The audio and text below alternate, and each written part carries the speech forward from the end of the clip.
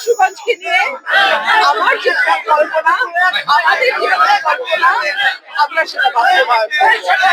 এত বড় দল, তাদের অনেক ব্যস্ততা আমি দেখছি।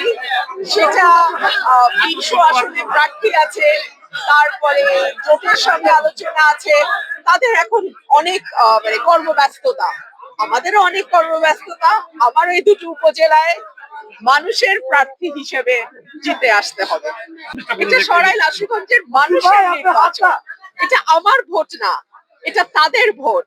আমি প্রার্থী না, সরাইল আশুগঞ্জের মানুষ এই আসনের প্রার্থী। সুতরাং আমি যদি এমপি নির্বাচিত হই, আমি বিশ্বাস করি আমার 5.5 লক্ষ ভোটার যারা আছে তারা নির্বাচিত হবে। আল্লাহর পরিকল্পনা মানুষের বোঝার বাইরে। আল্লাহর এই পরিকল্পনায় আমার বাবা 73 সালে আওয়ামী লীগের জোয়ারের বিপক্ষে স্বতন্ত্র নির্বাচন করেছিল। রব্বুল আলামিনের কি অদ্ভুত পরিকল্পনা, 2026-এ এসে ধানের শীষের জোয়ারের বিপক্ষে আমাকে স্বতন্ত্র লড়াই করতে হচ্ছে।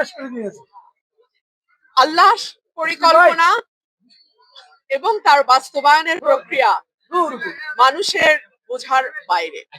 সো আমি দেখবো আল্লাহর কি পরিকল্পনা রাখেন আমার জন্য। কতটুকু আশা, ভালোবাসা, আস্থা এবং বিশ্বাস।